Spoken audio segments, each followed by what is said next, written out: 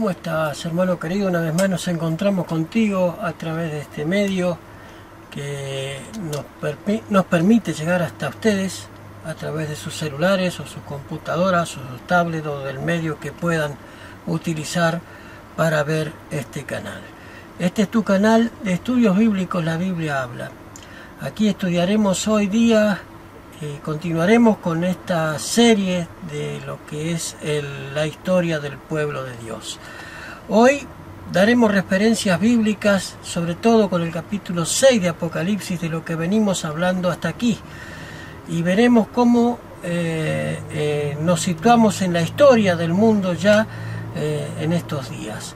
Pero sin antes pedirte que te suscribas a nuestro canal, que compartas nuestros videos, que les des el link, que les des a la campanita para saber cuándo subimos nuestro próximo video y que compartas esta luz que el Señor nos ha permitido dar a los demás. Dice, este evangelio del reino debe ser predicado a todo el mundo. Entonces, hermanos, queremos concienzudamente predicar el evangelio de la verdad, no una verdad a medias, no una verdad liviana, sino una verdad que es completa, de acuerdo como lo enseña la Escritura, que es la santa palabra de Dios, la que nos habla a través de cada letra que podemos leer de ella. Muy bien, vamos a buscar a Dios en oración y ya así entraremos de lleno en el tema de hoy.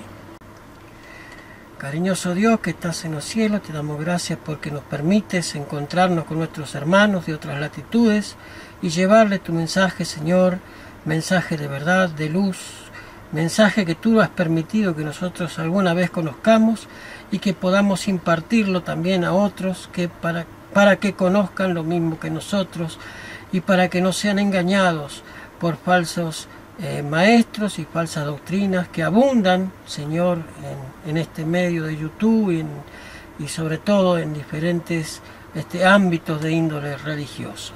Cariñoso Dios, en tus manos nos encomendamos en este día, pidiéndote la bendición para cada uno de los que ven estos videos, pidiéndote que tu Espíritu pueda iluminar nuestra boca y nuestra mente para poder enseñar solamente la verdad que provenga de ti, Señor.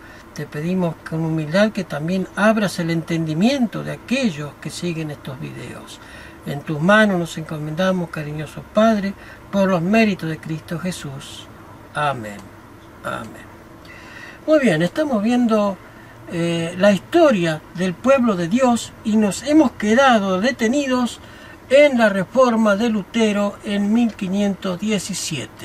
Pero hoy vamos a darle base bíblica a todo esto que venimos estudiando y sobre todo esta base bíblica la encontramos en el capítulo 6 de Apocalipsis y allí encontraremos mucha más riqueza del pueblo que es columna y baluarte de la verdad.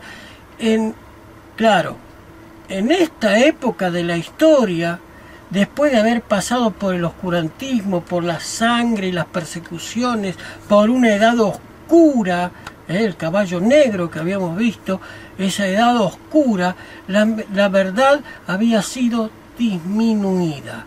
La que tenían los valdenses, quienes eran perseguidos, masacrados, vivían ocultos en las montañas del Piamonte, pues esa verdad había sido disminuida a tal punto que los valdenses hoy día ya no son columna y baluarte de la verdad, lamentablemente, pues sucumbieron ante las persecuciones romanas.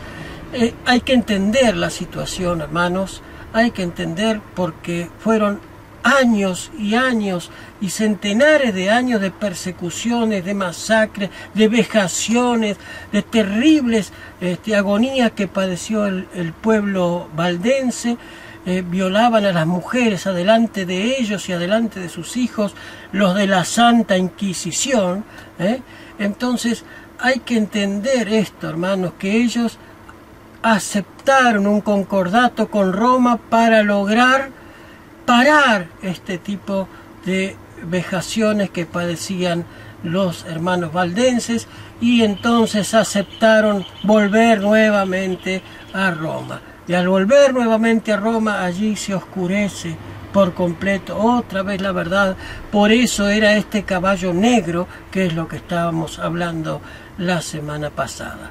Pero hoy vamos a ver completito este pasaje, este episodio que nos lleva hasta 1517, y lo vamos a estudiar a través de Apocalipsis capítulo 6. Apocalipsis capítulo 6 es un capítulo maravilloso que nos habla acerca de la historia de la iglesia, que es columna y baluarte de la verdad. Muy bien, vamos a abrir nuestras Biblias entonces en Apocalipsis capítulo 6, versículos 1 y 2.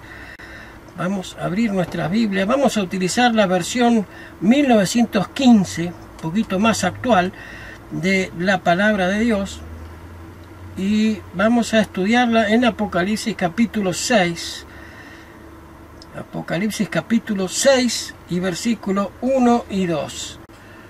En el capítulo 6 de Apocalipsis, en los versículos 1 y 2, nos habla de cosas impresionantes.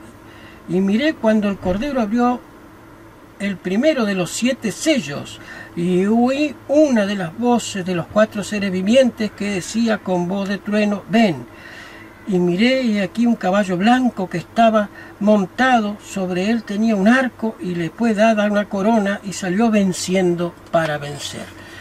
El caballo blanco lo blanco siempre fue tenido en la Biblia como señal de pureza, de inmaculadez, de la verdad inmaculada y pura. Esa verdad que esos 12 reformistas sacaron del oscurantismo hebreo, que habían logrado opacar y dejar de ser columna y baluarte de la verdad, hacia el primer siglo, esa verdad pura de los apóstoles había llegado a conquistar todo el mundo.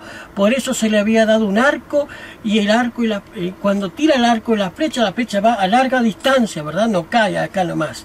Pues la flecha era símbolo del mensaje que correría por todo el mundo a largas distancias. Eso es impresionante, los simbolismos que encontramos en Apocalipsis. Bien, ese caballo blanco, obviamente el que lo montaba era el Señor Jesucristo, que se le dio corona,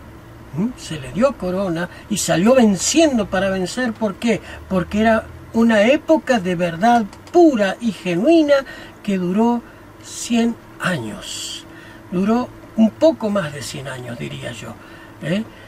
Bien, luego en el capítulo 6, versículos 3 y 4, nos encontramos con otro caballo, pero ya no es blanco. ¿De qué color es, Alejandro? Vayamos entonces a leer el versículo 3 y 4. Cuando abrió el segundo sello, oí al segundo ser viviente que decía: ven. Y salió otro caballo rojo, observen, rojo.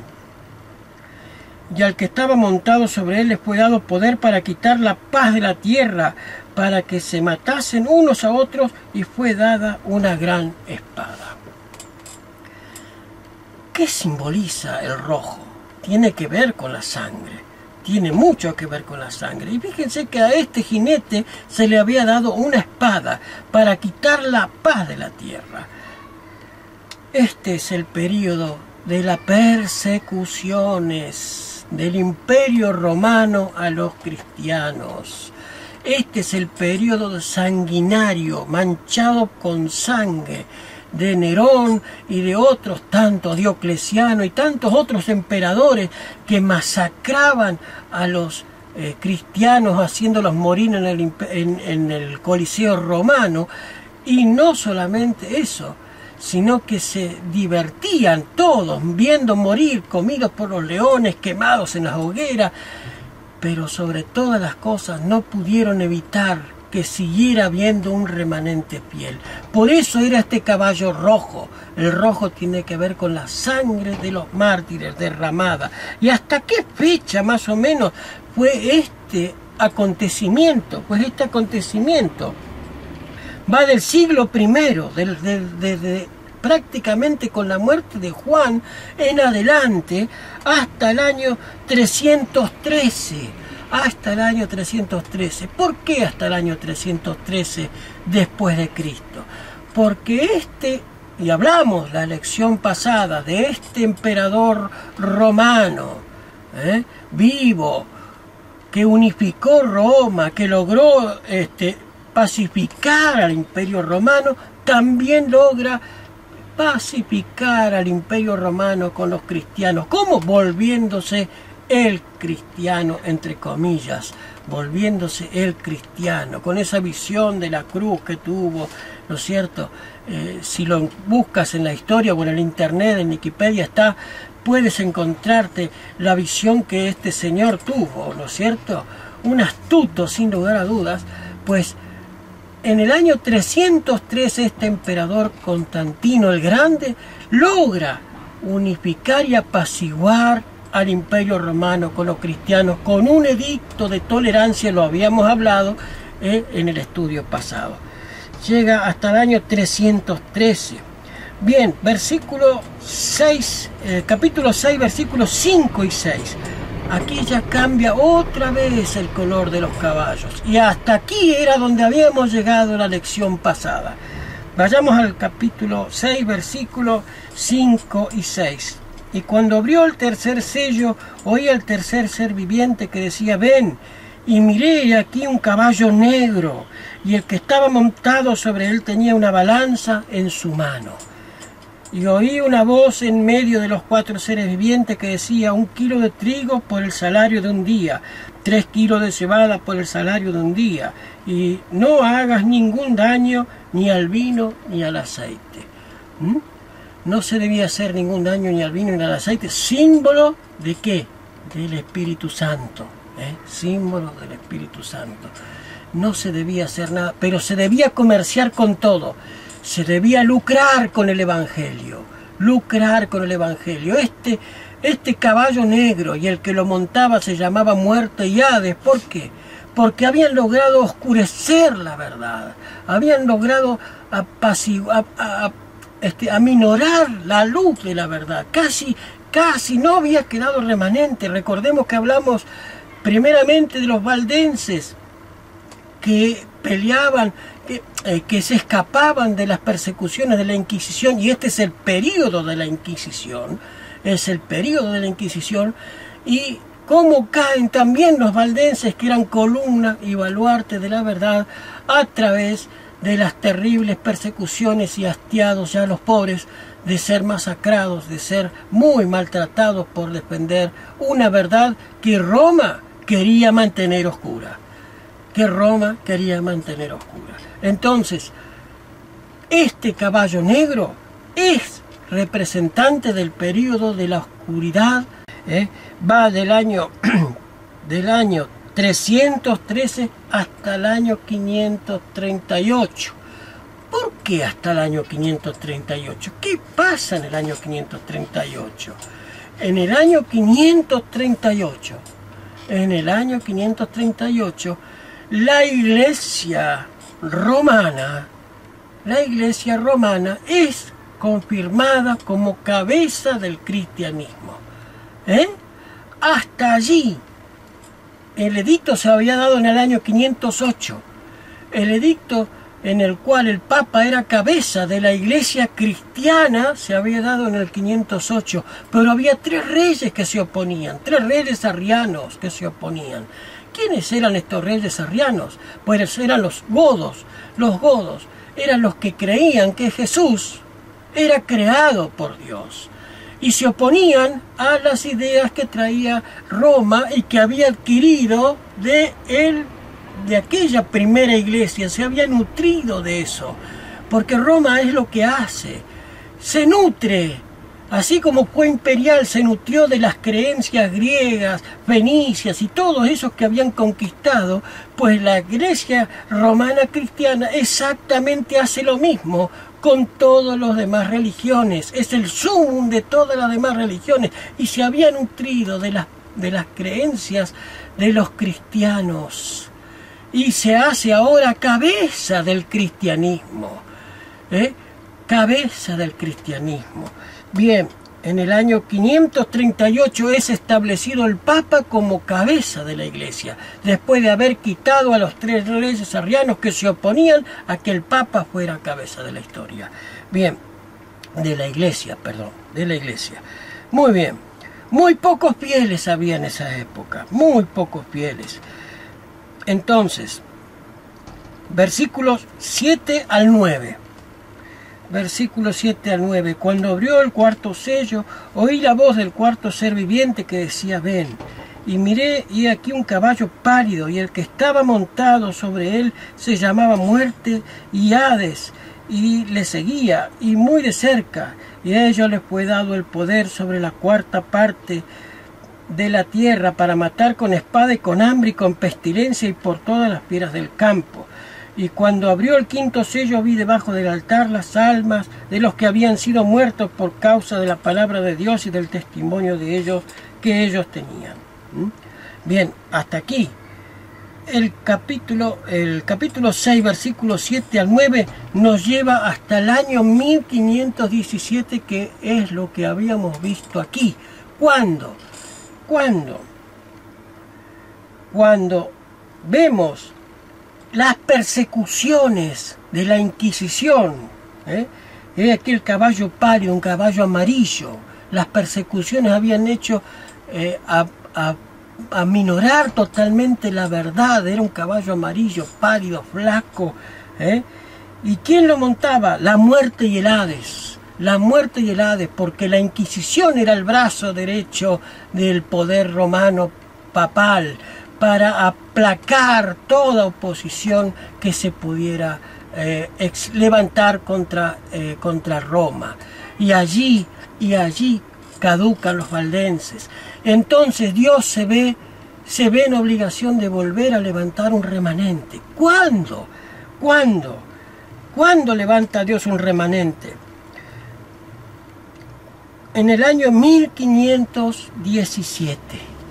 Con ese monje católico que escudriña una Biblia encadenada en los sótanos del Vaticano, allí empieza a descubrir la luz de la verdad. Y empieza a ver que esa iglesia que se decía columna y baluarte de la verdad, que no permitía que ningún pueblo tuviera la Biblia, porque solamente los prelados eran capaces de interpretarla y de conocer los designios de Dios, este monje, pastor, dirigente de la organización católica romana de esa época, encuentra esa Biblia y la empieza a estudiar, la empieza a leer y empieza a abrir sus ojos a la luz de la verdad. Y empieza a generar un movimiento de reforma, otro nuevo movimiento de reforma en la historia. En el capítulo 6, versículos 9 al 11. La sangre de los mártires que clama a Dios. La sangre, esa vamos a leerla porque esto es interesante. De aquí se toman aquellos que dicen que los muertos están en el cielo. Pero esto es todo simbólico. Lo que estamos estudiando aquí en Apocalipsis 6 es todo simbólico.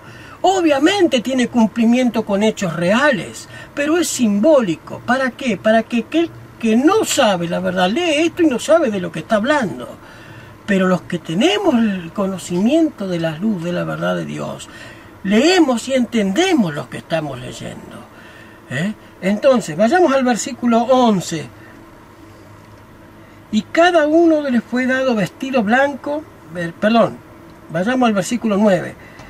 Y cuando abrió el quinto sello vi debajo del altar las almas de los que habían sido muertos por causa de la palabra de Dios y a causa del testimonio que ellos tenían. O sea, los sangre, era como cuando lo transportamos al Génesis. Cuando Caín mata a Abel, Dios lo increpa a Caín y le dice: la sangre de tu hermano clava sobre la tierra. Pues esta es la misma expresión. Las almas debajo del altar representa esa sangre de los mártires que clamaba. Es un sentido figurado y poético no es que los muertos estaban en el cielo, porque ya lo hemos leído que los muertos no están en el cielo, sino que es simbólico. La sangre de esos que murieron por el testimonio de Jesús clamaba a Dios debajo del altar del sacrificio. Ellos pusieron su vida en sacrificio y esa sangre se derramó por causa de la verdad. Y esa sangre hoy le clamaba la venganza a Dios. Versículo 10. Y clamaban a gran voz diciendo: ¿hasta cuándo, oh soberano, Señor santo y verdadero, no juzgas y vengas nuestra sangre sobre los que moran en la tierra? Era un sentido figurado. Esto es una licencia poética, no es literal lo que estamos leyendo. Es una licencia poética. Versículo 11. Y a cada uno de ellos les fue dado un vestido blanco y se les dijo que descansa. Miren esto. Y se les dijo, miren, lean bien. Se les dijo que descansaran todavía un poco de tiempo. ¿Cómo no era que estaban clamando del altar? Ahora se les dice que descansen. ¿Cómo es esto? Ven que es todo un sentido poético, no literal lo que estamos leyendo. Miren, volvamos otra vez. Y cada uno de ellos les fue dado un vestido blanco y se les dijo que descansaran todavía un poco de tiempo hasta que se completase el número de sus consiervos que habían de ser muertos también como ellos. Todavía no se había completado el número de mártires. Todavía no. Porque en tiempos de Lutero todavía seguían matando. ¿Hasta qué época mataron? ¿Hasta qué época mataron? Pues prácticamente hasta 1798. Y aquí ya nos estamos acercando a nuestros días. Y el estudio lo terminaremos aquí. Hasta 1798 hemos llegado hoy. Pero la sangre de esos mártires clama a Dios. ¿Hasta cuándo, Señor, no juzgarás? ¿No harás juicio sobre nosotros, sobre tus hijos? ¿Hasta cuándo? Estaban anunciando una hora de juicio. Estaban anunciando que era necesario que Dios hiciera una hora de juicio. ¿Y cuándo comenzó ese juicio? Lo veremos en el estudio que viene. En el estudio que viene hablaremos de un pueblo que surge de toda la confusión que había salido de Roma, y que se llamó protestante también, pero lamentablemente no siguieron reformando las cosas, se conformaron con las doctrinas apenas poquitas que habían conseguido recuperar acerca de justicia por la fe y de otras, pero todavía seguían manteniendo muchas doctrinas romanas dentro de ellos. Entonces Dios, a partir de 1798, comienza el tiempo del fin y levanta a un pueblo. Eso lo veremos en el estudio que viene. Ahora nos vamos a concentrar en esto. Después de 1517 entramos ya en el tiempo del fin. ¿Cuándo comienza el tiempo del fin? 1755. ¿Y cómo dices eso, Alejandro? ¿Es bíblico eso? Es bíblico eso. ¿Por qué? Vayamos entonces a lo que nos dice la palabra de Dios. ¿Qué pasó en 1755? Pero hubo un terremoto que abrió el tiempo del fin, el terremoto más grande que ha habido en la historia. Es el terremoto de Lisboa. El terremoto de Lisboa fue el que abrió el tiempo del fin en 1755. Allí empieza a cumplirse el pedido del llamado de los fieles de su sangre que clamaba bajo el altar para que Dios haga juicio. Pero hoy vamos a ver el comienzo del tiempo del fin. Desde 1517 hasta nuestros días hemos estudiado ya aquí que en el terremoto de Lisboa comienza el tiempo del fin. Un terremoto de enormes magnitudes que se sintió no solo toda Europa, en África, en Asia, también en las costas de Norteamérica. Se ha sentido ese terremoto de Lisboa. y la gente se refugiaba en las iglesias pidiéndole a Dios que los ayudara, pero a las iglesias fueron arrasadas por una ola gigante que se llevó a todos los que moraban en esas ciudades costeras y las que vivían más adentro también.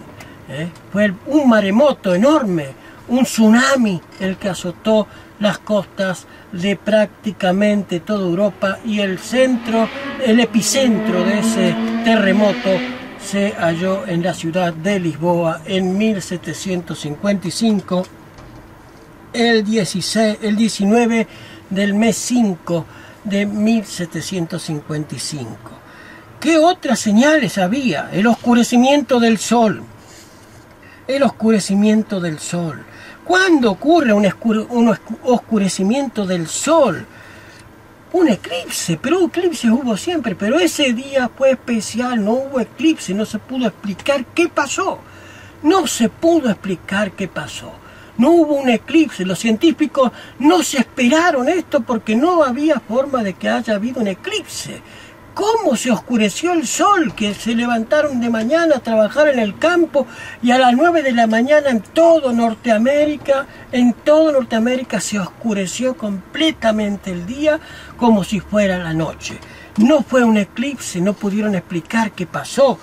¿Qué fecha pasó con el oscurecimiento del sol? En 1780, ya vamos avanzando hacia nuestra época. 1780.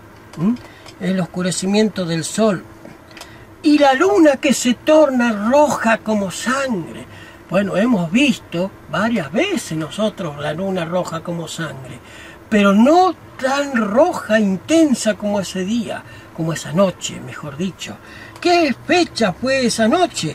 Pues el 19, la noche del mismo día del oscurecimiento del sol, la luna se torna como sangre. Un color rojo intenso, no rojo pálido como lo hemos visto nosotros aquí. Hemos tenido varios fenómenos naturales en los cuales la luna, por un eclipse, por problemas en la atmósfera, hemos visto la luna roja, pero no roja intensa como sangre, como esa fecha.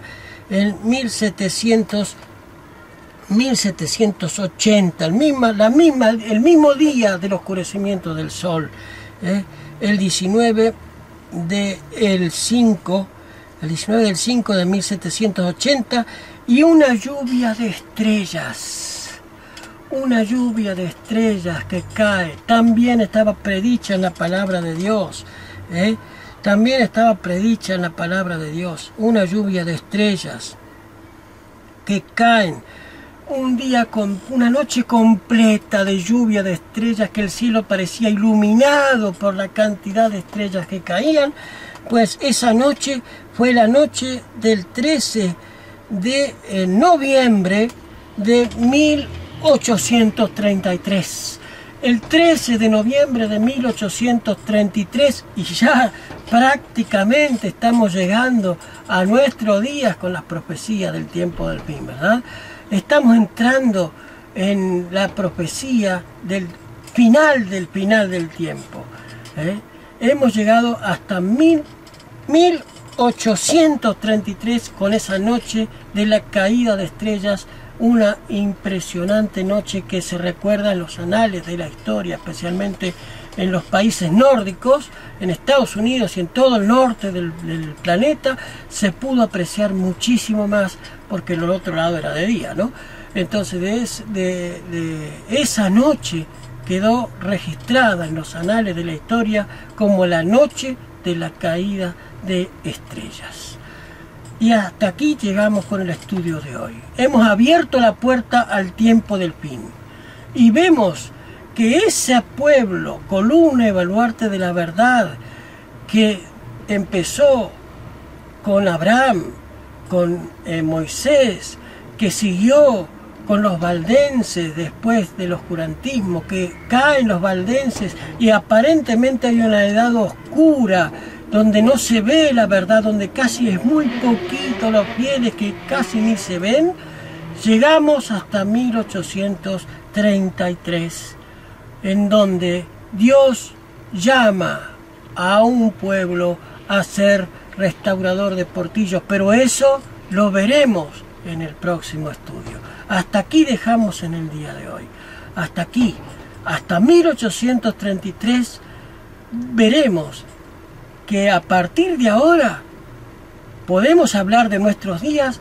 ¿Qué pueblo es columna y baluarte de la verdad?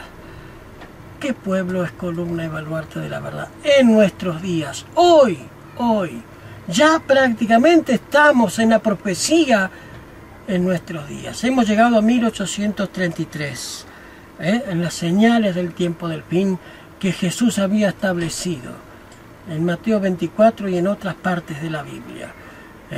En esa caída de estrellas, que es el último fenómeno descrito por Dios, nos encontramos. ¿Y dónde dice esto? Vayamos a, mejor dicho, ¿a dónde, Alejandro, me puedes decir dónde dice que la caída de estrellas es el fundamento? ¿Qué fundamento bíblico tenés para esto? Vayamos a Apocalipsis capítulo 6, volvamos otra vez a Apocalipsis capítulo 6, y mira, versículos 12 y 13. He aquí un caballo, 12 y 13 quiero decir, no 2, ahí está. Y miré y abrió el sexto sello y se produjo un gran terremoto. Terremoto de Lisboa. ¿Qué más?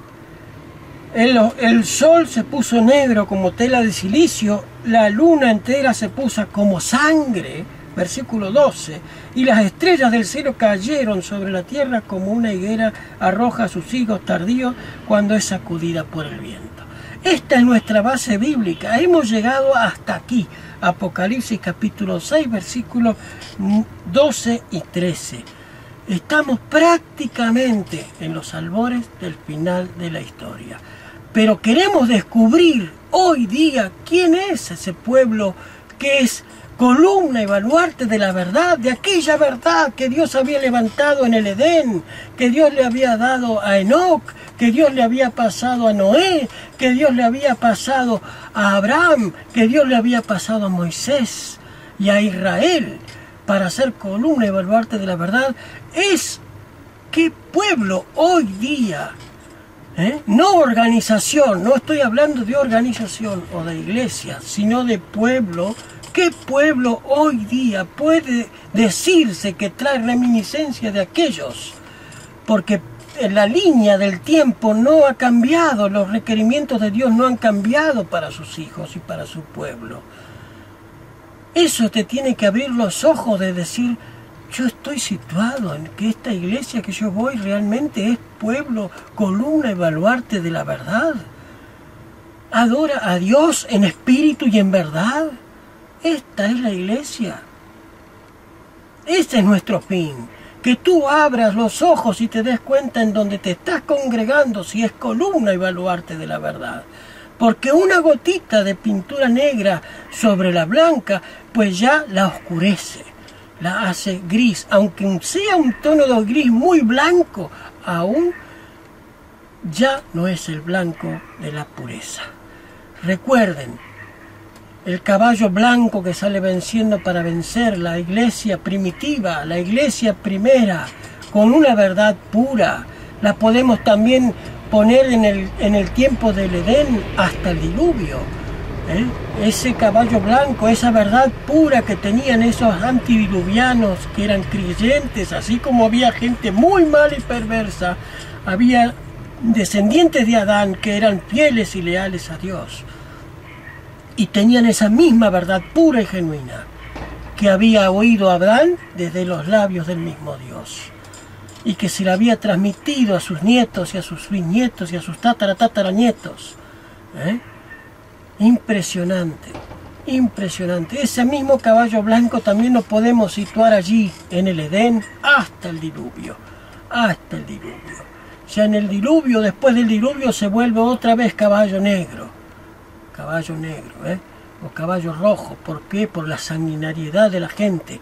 Por eso Dios se ve obligado a obrar un diluvio que borre todo de la faz de la tierra y volver a resetear al mundo. volver a resetear el mundo. ¿Con quién? Con la familia de Noé. Entonces, hermanos, entendamos esto.